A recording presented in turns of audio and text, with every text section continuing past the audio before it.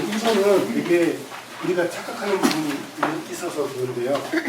애들이 막 뭔가 이렇게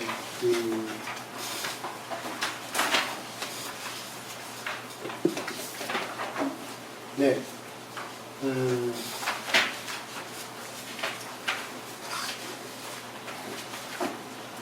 저기 46쪽을 봐주세요.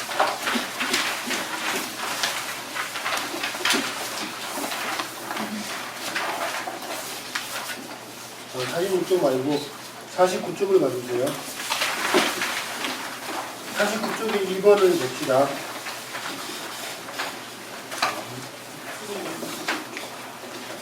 저는 쇼호스트라는 진로희망과 관련된 활동에 주력했습니다.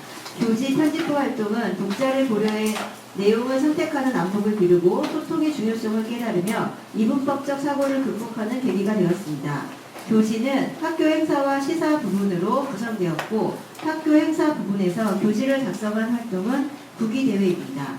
회의에서 학생들의 관심을 유도할 수 있는 코믹 포토를 위주로 하자는 제 의견이 채택되어 사진 활용의 동의를 얻기 위해 친구들을 만나는 과정에서 한 가지 결과물이 나오기 위해서는 자료 수집뿐만 아니라 설득을 통한 자료 활용의 동의 과정 또한 중요함을 알게 되었습니다. 한 번의 동의를 얻지 못했지만 학교 친구들의 흥미를 이끌 수 있다는 점 등 긍정적인 측면을 부각해 설득에 성공했습니다. 작은 공동체에서도 최선의 결과물을 위해 소통이 필요함을 느끼고 앞으로 배우면서 언어를 중점적으로 공부하고 싶다고 생각했습니다. 시사 부분의 내용은 세월호에 관한 것입니다.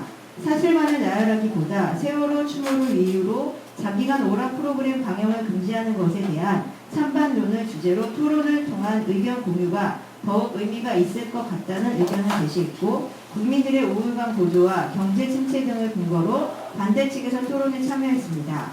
찬반론이라는 토론의 형식 때문에 의견 충돌도 있었지만 각 의견에 타당한 근거가 있음을 깨닫고 양극의 토론 결과를 내는 것이 아닌 양측 의견의 타당성을 깨닫게 되었습니다. 네.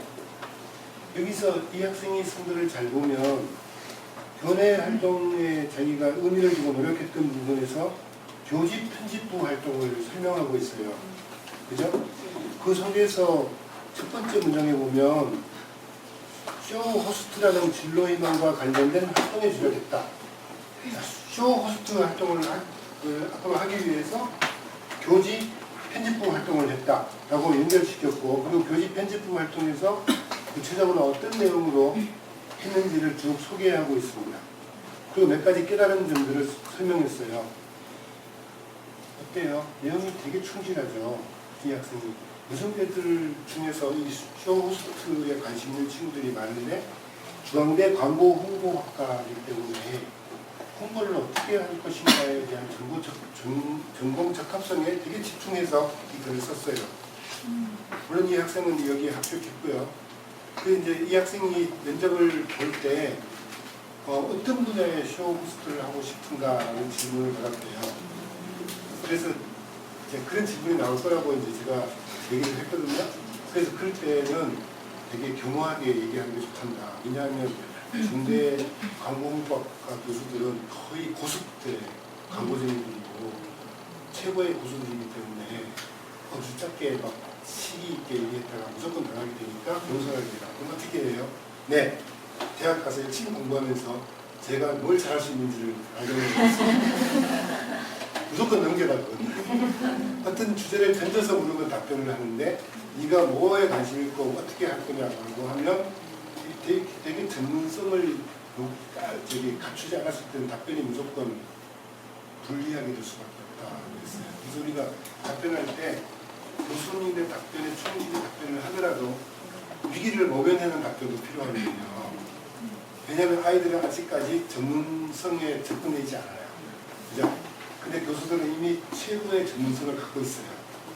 그러니까 교수 입장에서 봤을 때 내가 어떤 생각을 하고 있지? 그래서 열심히 공부해 보겠다. 그리고 광고 홍보과가 매년 하는 게 전국 대학생 콘테스트가 되게 막 공모전.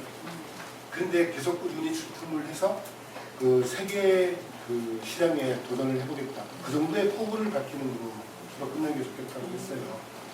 그랬더니 교수님이 그러셨대요. 그래 와서 공부 열심히 해라. 그러셨대요. 지금 2번을 냈는데 2번에서 내가 활동하는 게 사실적이고 구체적이고 그리고 뭐예요? 정동과 연결성이 필요하다. 그것을 잊지 않아야 된다는 거예요. 그러면 2번은 공부하고 3번을 갑시다.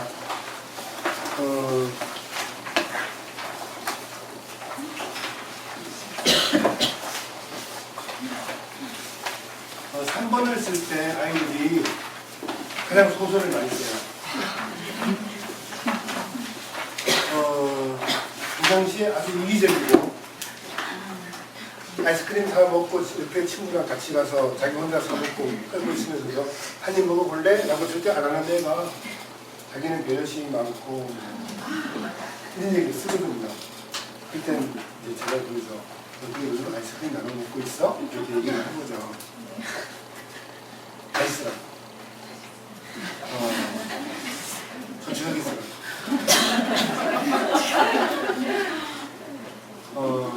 원래 그는 나밖에 모르는 인간이었는데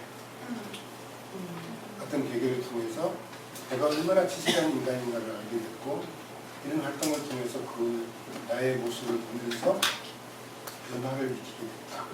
그런 걸 한번 생각해보라. 그 네가 바뀌었다면 어떤 계기로 바뀌었는지 써보라.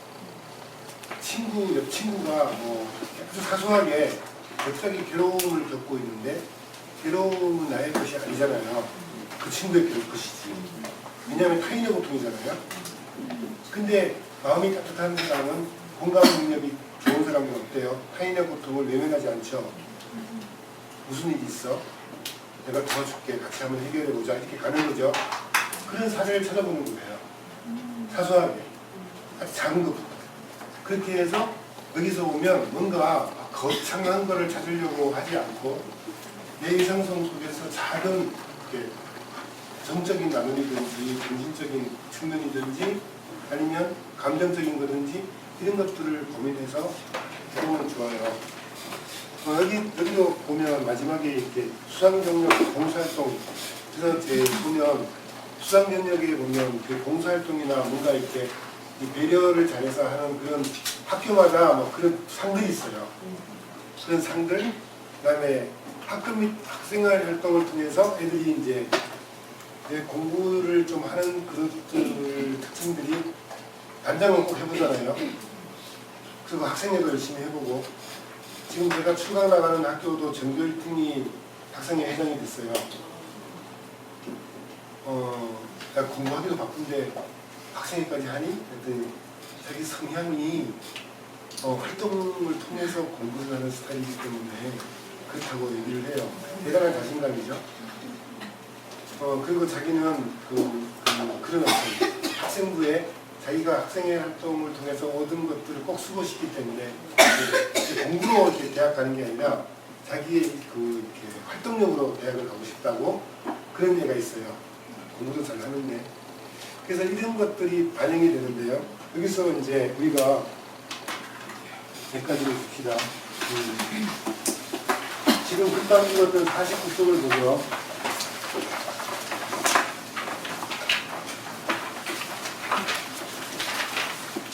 49쪽을 보면 아이들이 가장 많이 찾는 소리 중에 하나가 또래 상담입니다.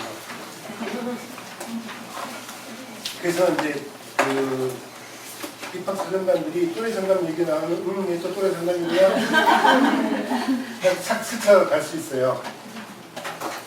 근데 쓸 게 없으면 써야 되죠. 그죠? 뭘까요? 또래 상담관에서 얻은 배려의 의미는 실제 상담에 많은 도움을 주었습니다. 상담 중 가장 공감을 하며 상담을 했던 친구의 고민은 교우관계에 관한 것이었습니다. 고민의 내용은 사소한 말 한마디가 잘못 퍼져 친구와의 관계가 나빠지게 되었습니다. 양학생일까요? 여학생일까요? 여학생이에요. 되게 심각해지죠? 고민을 듣고 친구 관계에서도 말 한마디가 중요한 것처럼 세상을 살아가는데 말의 중요성을 다시 한번 깨닫고 항상 배려적 언어를 사용하겠다는 다짐을 하게 되었습니다. 그 친구의 고민을 해결해주고 위로를 해주는 것이 의무라고 생각하여 제가 읽었던 비폭력 대화의 내용을 말해주며 긍정적 언어를 통해 다시 화해의 말을 해보라고 조언을 해주었습니다. 또래 상담이다 보니 친구 관계에서 느끼는 고민이 공감이 되었고 저절로 내담자의 관점에서 문제를 이해할 수 있었습니다. 또래 상담을 하기 전에 상담에 관련된 다양한 교육을 받거든요. 그래서 여기서 이제 전문 용어가 나왔잖아요. 내담자. 네. 상담 후반에는 상담자와 내담자 간의 딱딱한 관계가 아닌 서로의 상황에 공감하고 함께 해결책을 찾아가는 사회적 인간관계도 확장해 나갈 수 있었습니다. 제가 이거를 읽어드리는 이유는 거창하지 않아도 되는 거예요. 아주 사소한 것도 진정으로 느낀 거고 그래서 뭔가 문제가 해결됐다면 그건 되게 의미 있어요. 그 다음을 또 봅시다.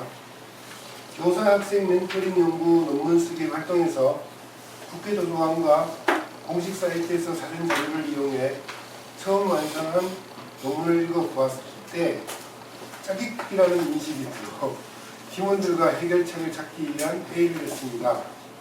논문의 연결성을 높이기 위해서 팀원들이 시간을 내 만나고 정리하는 작업이 필요하다는 점과 시간의 효율성을 위해 자신이 정리해온 자료를 이용해 발표할 리 회의하는 게 좋을 것 같다는 의견을 냈습니다. 자료에 대한 발표를 준비하며 주제에 대한 이해가 깊어졌으며 팀원들에게도 알기 쉽게 할 수 있었습니다.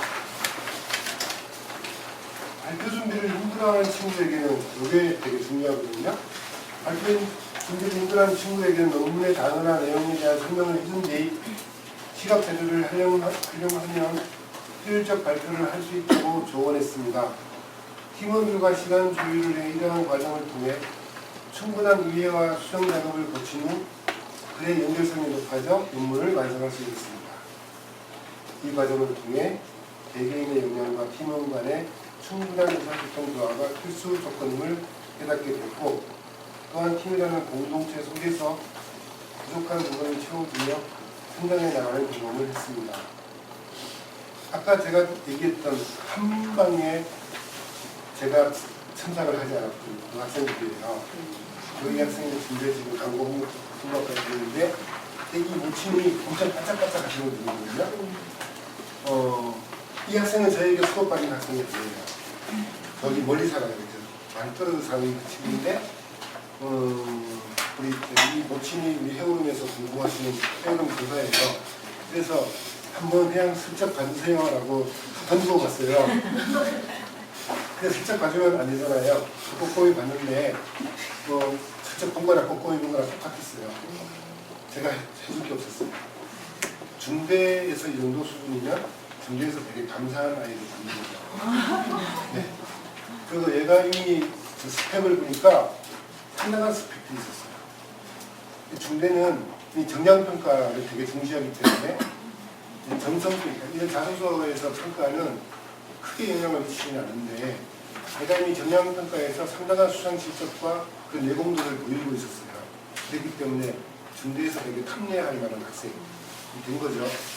그래서 걱정하지 마시라 라고 이렇게 했는데 진짜 되더라고요.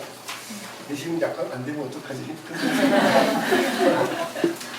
네, 그래요. 그러니까 이 글을 읽어드리는 이유는 애들이 뭔가 막 이렇게 소설을 쓰려고 한다는 거예요. 거창하게.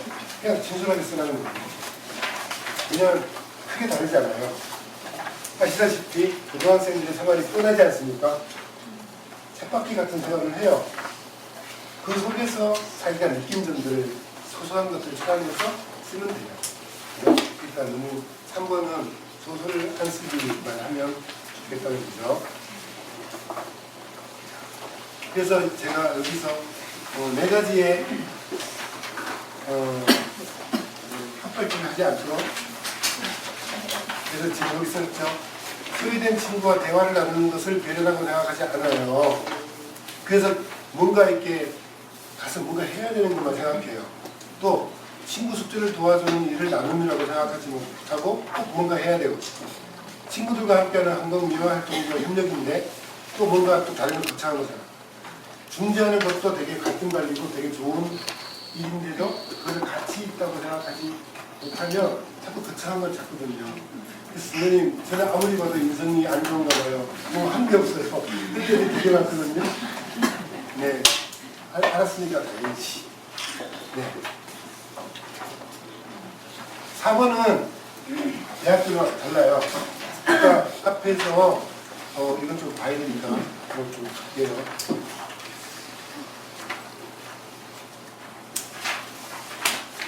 여기 자율문항은 학교마다 다릅니다. 그래서 이게 자소서를 언제부터 쓰니까요? 라고 하면 저는 이런 방학 때 쓰면 좋겠다고 내용 때 6월 모의고사를 보고 나서 오답 정리를 다 한 뒤에 이 오답 정리를 하고 나서 충분히 절망감을 느끼고 내가 이 대학을 도전하는 것이 현실적으로 불가능하다에 대한 인식을 빨리 해야 돼요. 그래서 굉장하게 현실을 보고 그래서 6월 모의고사의 결과를 수능 볼 때 수능 점수랑 동일하다고 생각하면 돼요. 거의. 물론 조금 변화가 일어날 수 있어요. 그래서 아이들은 어떻게 할까요? 아직 시간이 많기 때문에 내가 더 올릴 수 있어 라고 이렇게 정신승리법을 가동하죠.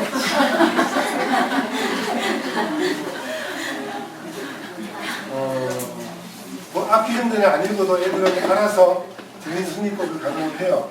근데 실제로 노력을 하면 되는데 올라가요. 근데 마음만 먹고 있고 노력은 안 하죠. 왜냐하면 6월 모의고사 보고 나면요 대부분 애들이 정신 차려요.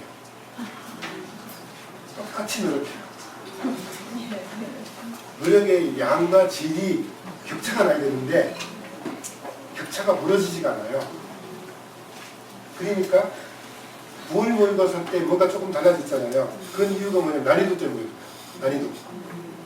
내가 취약한 난이도가 있어요. 그게 알려들면 제가 어떤 경우의 수에 따라 좀 다르긴 하지만 6월 모의고사 때 난이도를 높였던 거를 9월 때는 낮춰주거든요.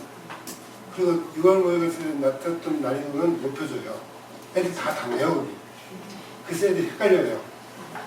그래서 지원 쓸 때 자기가 6월, 9월 모의고사에서 잘 받은 등급 중심으로 대학을 생각하거든요.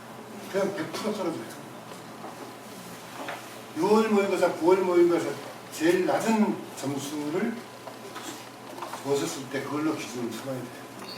어떤 입시 전문가에게도 물어보세요. 어떤 점수를 기준으로 해야 되는가. 그럼 대부분 낮춰야 되잖아요. 근데 대부분은 자기가 이때까지 맞은 등급 중에 제일 높은 것만 기억하고 제일 낮은 거를 빨리 지우고 싶잖아요. 그것도 신속하게 지우거든요. 그래서 내 머리에 소리 없어요. 너 지금 수학 몇 등급인데 2등급 나오는데요. 아니 이때까지 나왔던 수학 등급 중에 제일 낮은 게 몇 등급이냐고. 그러면 4등급인데요. 그러면 원서 쓸 때 너는 3.5로 써. 3도 안 돼요. 2가 9월 모의고사 때 2가 나왔어요. 그래도 2로 쓰면 안 돼요. 그래야 적정한 대학을 찾을 수 있습니다.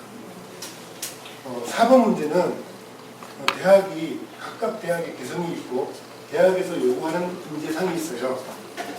그게 뭐가 중요하냐면 대부분의 대학이 지원 동기를 찾아요. 지원 동기. 왜 우리 대학이 두 가지예요. 왜 우리 대학이냐? 왜 또 이 전공이냐? 이 두 가지를 해석해야 돼요. 저는 어려서부터 연대를 좋아했고요. 우리 아빠가 연대 나왔고요. 이렇게 막 꼼수각도 안 하는 인과관계가 연결이 몇개는 안 되고요. 연대가 추구하는 인재상이 내가 추구하고자 하는 목표와 어떻게 일치되는지를 연결시켜야 되고, 내가 지금 전자공학과를 가고 싶으면 전자공학과에서 요구하는 인재상이 내가 추구하는 목표와 어떻게 연결되는지를 설명할 수 있어야 됩니다. 그래서 아이들이 가장 힘들어하는 게 뭐예요? 4번. 왜 힘들까요? 원서 쓰기 직전에 정하거든요. 그래서 여름 방학 때부터 버전을 2-3개를 만들어야 돼요. 지원동기. 작년에 제가 가장 저를 괴롭혔던 아이가 제가 제 컴퓨터에 이렇게 저는 한번 오잖아요. 그 저장해놓고 버전 1, 2 계속 넘버를 붙여서 계속 두거든요. 27번까지 가면 근데 그 친구가 합격을 해서 정말 얼마나 다행인지. 근데 그 친구가 대학마다 전공이 다 달라요. 6개 대학이 다 전공이 다른 거예요. 왜냐하면 걔가 외대를 썼거든요. 외대를 썼는데 베트남어과를 썼어요. 또 걔가 숭실대 갔는데 숭실대는 경영학과를 갔었거든요. 하여튼 이렇게 해서 중경외시부터 다 막라인을 썼는데 과가 다 대학마다 여기 면역 쪽이야. 그러면 고개를 막 쓰는 거예요. 자기가 하고 싶은 게 중요한 게 아니라 그 대학이 매력적인 걸 중심으로 쓴 거예요. 근데 이게 고집을 안 꺾어요. 해보겠다는 거예요. 그러니까 어떻게 돼요? 지원 동기가 다 소설이죠. 소설을 쓸 수밖에 없게 돼요. 그나마 학생부에서 그런 활동들이 뭐가 있으면 찾아내야 되고, 내가 이 대학, 이 전공을 하기 위해서 내가 어떤 활동을 했는가를 찾아내야 되고, 그런 독서 경험을 찾아내야 되고, 다 찾아내야 돼요. 그렇게 해서 조합을 해서 만들어야 됩니다. 그렇기 때문에 이 부분이 그래서 필요하죠. 방학 때 해야 된다. 그러니까 9월 달에 닥쳐서 쓰거든요, 애들이. 자소서를. 이유는 있어요. 왜냐하면 어떻게 써야 되는지 막 계속 생각만 하고 있고, 실행을 못하고 있는 중이에요. 그게 과제도 아닌데, 그러니까 계속 고민만 하고 있죠. 그리고 원서 쓸 때쯤 되면 이제 뜨거라 그러고 막 쓰기 시작해요. 그때 되면 어떻게 돼야 돼요? 수능을 마무리하는 시점이기 때문에 그때부터는 방어 전략으로 수능 공부를 해야 되거든요. 그때 흔들리면 안 돼요. 그래서 자소서 쓸 때 시간이 많이 걸리면 안 되니까, 그래서 방학 때 기초적인 걸 다 써놓고 마지막에 수정 정도만 해야 돼요. 그래서 미리 이 부분을 이 중에서 서울대는요, 이게 책이 3권을 써야 되는데 500차를 써야 되거든요. 제가 그래서 서울대 거는 일부러 많이 샘플을 잡았어요. 잘 쓰는 글들이에요. 그러니까 샘플 잡아놨으니까 다들 이제 보고 참고해주시면 되고, 그 다음에 연대가 좀 열심히 해요. 성대하고. 그래서 성대가 연대는 정말 재수없어요. 뭐냐면 성장 환경을 쓰라. 성장 환경을 쓰라. 뭘 써야 될까요? 부모의 교육 후가, 가치가, 이런 것들이 들어가 있고, 성대나 연대는 부모가 누군가에 관심이 엄청 많아요.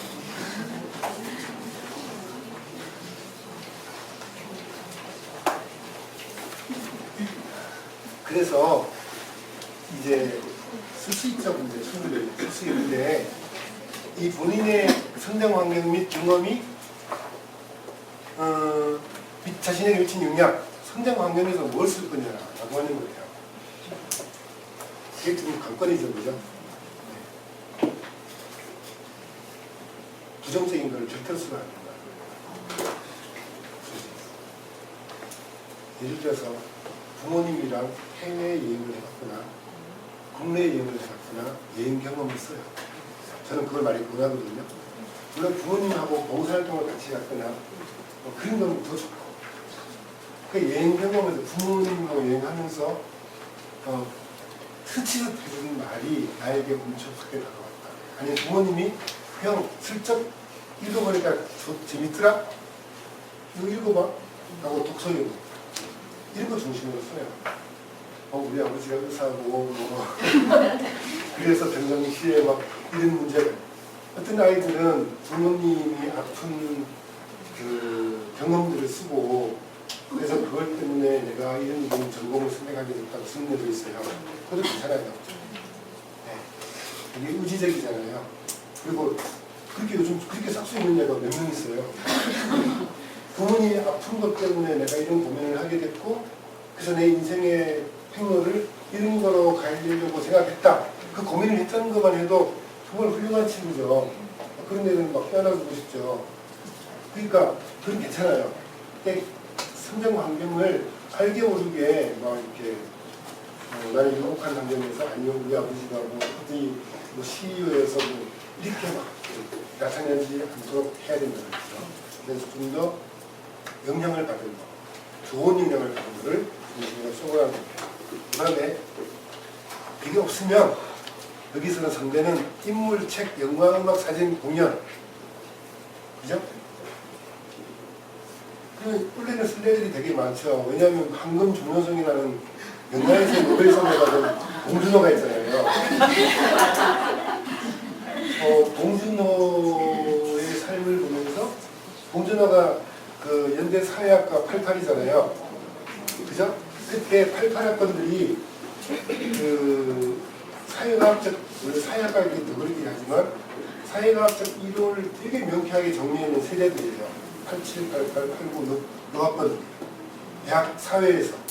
그래서 우리 사회가 어떤 문제에 빠져 있고 앞으로 우리 사회가 어떻게 가야 하는가에 대한 뭐랄까요, 거시적인 측면들을 치열하게 논쟁하고 그리고 부문 담론들을 토론했던 집단들이 87, 88, 89에 몰려 있어요.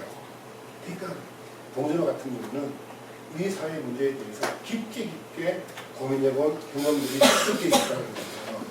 그러면 봉준호에 대한 탐구를 좀 해봐서 내가 지금 사회학과를 가는 친구들은 봉준호를 쓰면 돼요. 쓰면 되죠.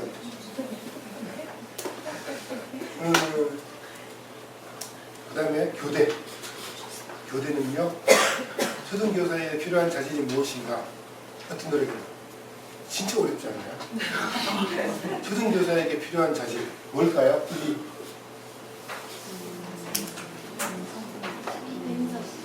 인내심? 아니 근데 아무리 앞다구니 해도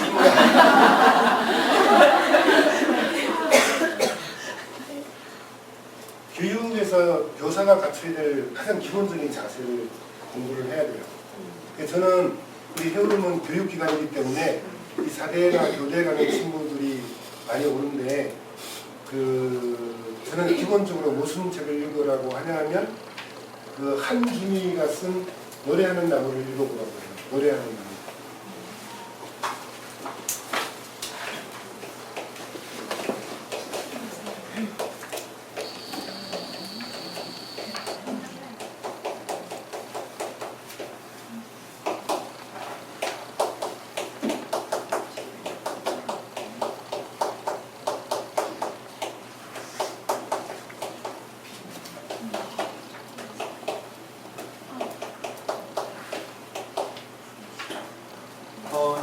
한준이라는 분은 부산에 자유발드로프 학교를 세운 대안학교를 세우신 분이고 남편이랑 같이 그래서 부산에서 발드로프 학교를 운영하고 있었고요.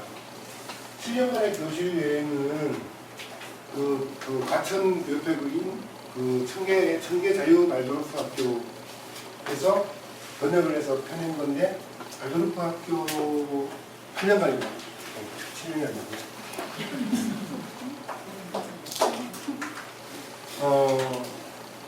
수사인 학교가 1학년부터 8년까지 한 담임쌤이 8년 동안 이어서 아이들을 맡아서 교육을 하거든요. 우리 교육과 완전히 달라요.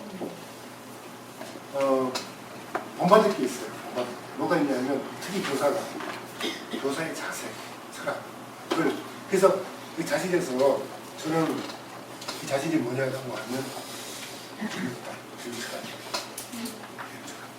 교사가 어떤 교육철학을 자기 안에 채워있냐가 가장 중요하다. 제가 중고등학교 다닐 때 정말 교사만큼은 안 돼야 될 인간들이 교사인 경우를 봐요. 끔찍하죠. 그 교실이 지옥이 돼요. 교육이 일어나지 않아요. 그죠? 수학을 전혀 재미있어 하지 않는 선생님이 수학을 가르쳐요. 그럼 수학 시간이 지옥이죠. 역사를 정말 깊게 이해하고 즐거워하고 역사 탐구에 대한 흥이 있는 사람이 교사가 돼야 되는데 그냥 지식으로만 배우고 이런 사람이 역사를 가르치면 애들에게 역사 흥미를 다 떨어뜨리죠. 그죠?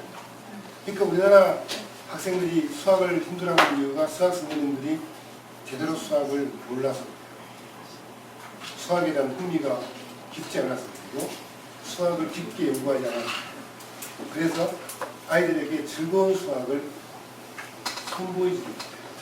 그죠? 국어가 어려워하는 애들 때문에요.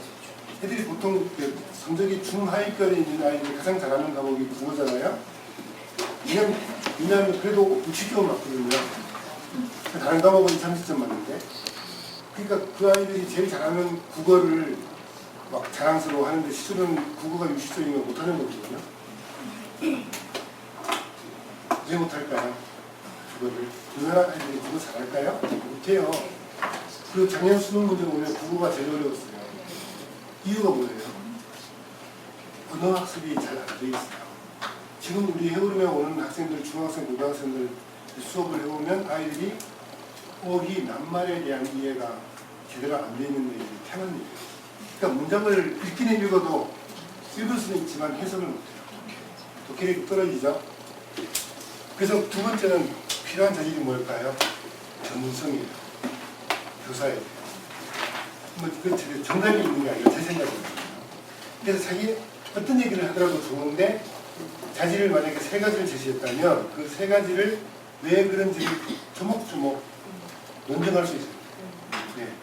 교대는 다 이 질문의 공통점입니다. 거의 대부분. 시간이 많이 가서 이 정도로 하려고 하는데 하나만 더 볼게요. 왼쪽을 보시면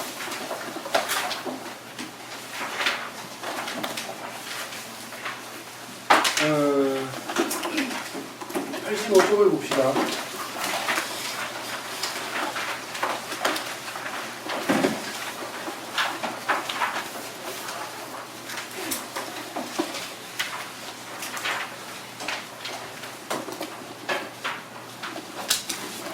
고대의 면접 문제인데요.